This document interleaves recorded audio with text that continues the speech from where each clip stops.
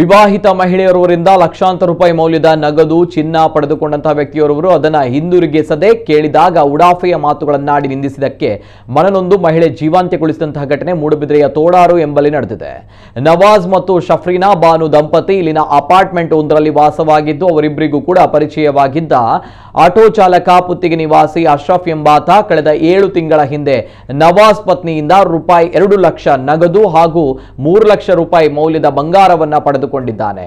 ಶಫೀನಾ ಬಾನು ಹಲವಾರು ಬಾರಿ ಕೇಳಿದ್ರು ಕೂಡ ಆತನು ಇವತ್ತು ಕೊಡ್ತೇನೆ ಅಥವಾ ನಾಳೆ ಕೊಡ್ತೇನೆ ಎಂದು ಹೇಳುತ್ತಾ ಆಟವಾಡಿಸಿದ್ದಾನೆ.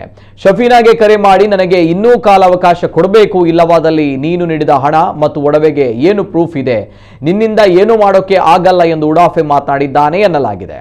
ಇನ್ನು ಮನೆಯಲ್ಲಿ ಯಾರೂ ಇಲ್ಲದ ಸಂದರ್ಭ ಶಫೀನಾ ಬಾನು ಆತ್ಮಹತ್ಯೆ ಮಾಡಿಕೊಂಡಿದ್ದಾರೆ. ಇವರ ಪತಿ ನವಾಜ್ ನೀಡಿದ ದೂರಿನಂತೆ ಮೂಡುಬಿದಿರೆ ಪೊಲೀಸ್ ಠಾಣೆಯಲ್ಲಿ ಪ್ರಕರಣ ದಾಖಲಾಗಿದೆ. ತನಿಖೆ ಮುಂದುವರೆದಿದೆ.